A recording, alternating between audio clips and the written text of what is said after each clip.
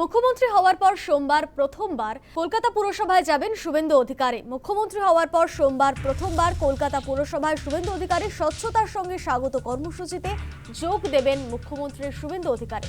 বিস্তারিত জানবো, ফোনে রয়েছে প্রতিনিধি স্বপ্না ঘোষ। স্বপ্না, মুখ্যমন্ত্রী হওয়ার পর সোমবার প্রথমবার কলকাতা পুরসভায় যাবেন শুভেন্দু অধিকারী, কি জানা যাচ্ছে?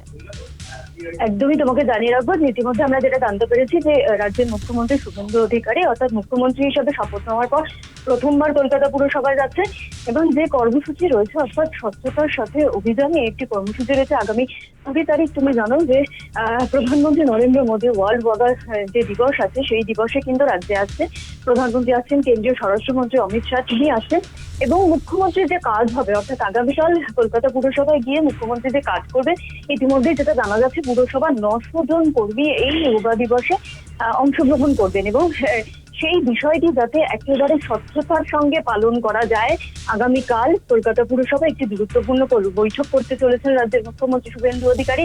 এবং সব থেকে যে বিষয়টি গুরুত্বপূর্ণ যে 20 তারিখ রাজ্যের মুখ্যমন্ত্রী শুভেন্দু অধিকারী এবং প্রধানমন্ত্রী যে আসছে সেই বিষয়টি যাতে একেবারে স্বচ্ছতার সাথে পালন করা যায়, সেই কারণেই কিন্তু আগামীকাল একটি গুরুত্বপূর্ণ বৈঠক করবে কলকাতা পুরসভা। ধন্যবাদ স্বপ্না।